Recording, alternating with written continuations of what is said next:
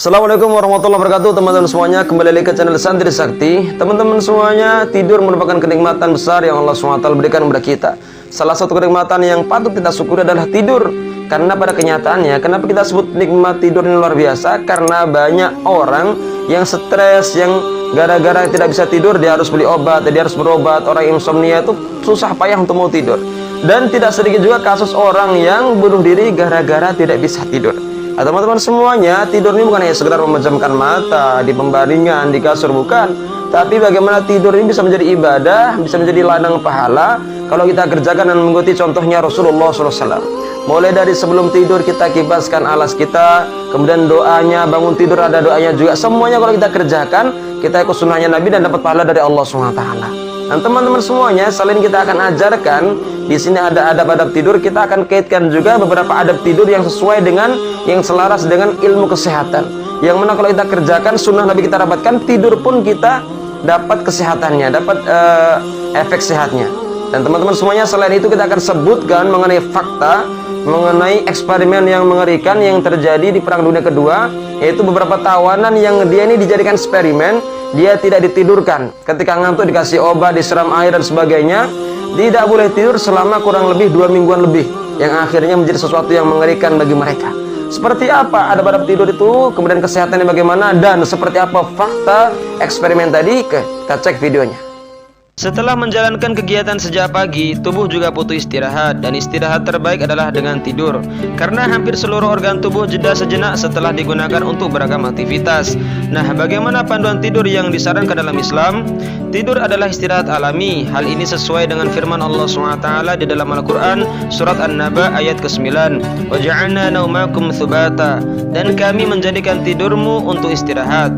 Dengan tidur secara teratur setiap hari, seseorang akan lebih terjaga kesehatannya.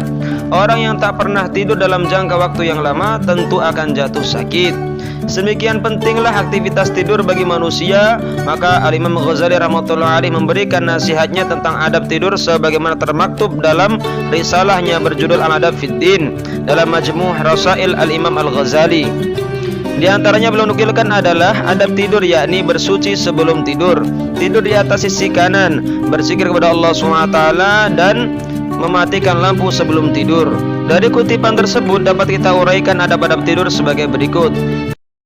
Yang pertama yaitu bersuci sebelum tidur.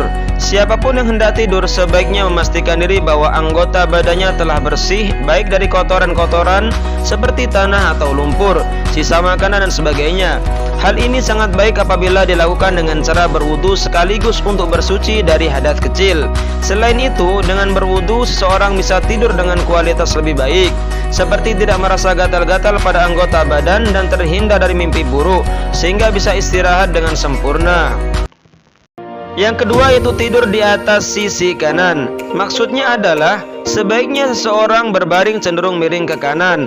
Hal ini juga sesuai dengan anjuran para dokter supaya tidur miring sehingga gravitasi bisa terjaga untuk menjaga isi perut. Posisi miring menghadap ke kanan bisa melindungi jantung dari tertindih atau tertekan organ lainnya, dan juga akan membantu mengistirahatkan otak kiri setelah seharian berpikir keras. Namun bagi yang memiliki gangguan asam lambung yang parah, posisi miring ke kiri dimungkinkan lebih baik. Yang nomor 3 yaitu berzikir atau berdoa sebelum tidur. Zikir merupakan obat penenang hati atau suasana batin, sebagaimana firman Allah SWT dalam surat Ar-Ra'd ayat 28. Ala bidzikrillahi tatma'innul qulub. Artinya hanya dengan mengingat Allah hati akan menjadi tenang. Untuk itu siapapun sebaiknya berzikir kepada Allah SWT hingga ia tertidur. Bacaan zikir bisa berupa ayat kursi, surat Al-Ikhlas, surat Al-Falaq, surat An-Nas dan surat Al-Mulk. Jika tidurnya berlanjut dan tidak pernah bangun karena ternyata meninggal dunia, maka tidurnya orang yang sudah berzikir sebelumnya insya Allah ia tergolong husnul khotimah. Adapun contoh doa pendek yang umum dibaca sebelum tidur di kalangan awam dengan menukil hadis Rasulullah SAW riwayat Muslim, yaitu Allahumma bismika ahya bismika amut. Artinya, ya Allah, dengan namamu aku hidup dan dengan namamu pula aku mati. Yang nomor 4 yaitu memadamkan lampu sebelum tidur. Baginda Rasulullah SAW bersabda, padamkanlah lampu-lampu di malam hari saat tidur malam. Kuncilah pintu dan tutuplah wadah makanan dan juga minuman. Dan tahukah antum semua bahwasanya setelah diteliti oleh ahli medis bahwa memadamkan lampu saat tidur malam sangat baik untuk kesehatan. Dijelaskan oleh dokter bahwa ketika tidur malam, hormon melatonin atau sel darah putih akan terbentuk saat tubuh tidak terkena cahaya.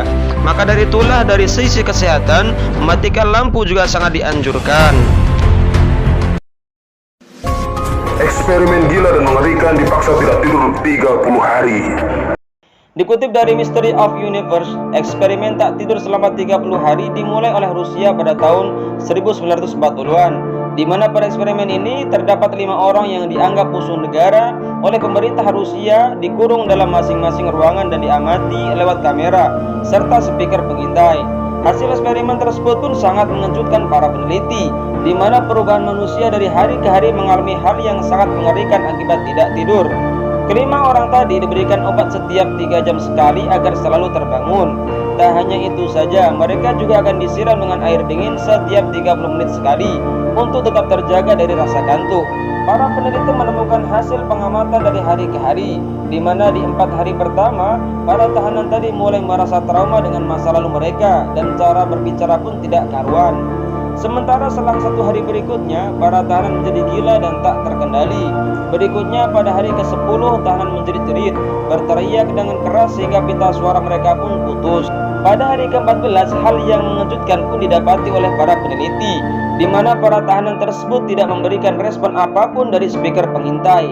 Saat ditawarkan kebebasan, ternyata para tahanan ini memilih menetap di dalam penjara tidur tersebut. Kami tidak ingin lagi dibebaskan, kata mereka. Di hari ke-15, 1 dari 5 tahanan tersebut dinyatakan tewas akibat dirinya yang tak makan selama 5 hari belakangan ini. Tahanan tersebut ternyata kehilangan kulit dan daging mereka akibat luka yang tampak, sebagian besar dibuat secara sengaja. Mengetahui akan ada hal-hal yang lebih mengerikan lagi, akhirnya para peneliti pun menembaki seluruh tawanan tersebut.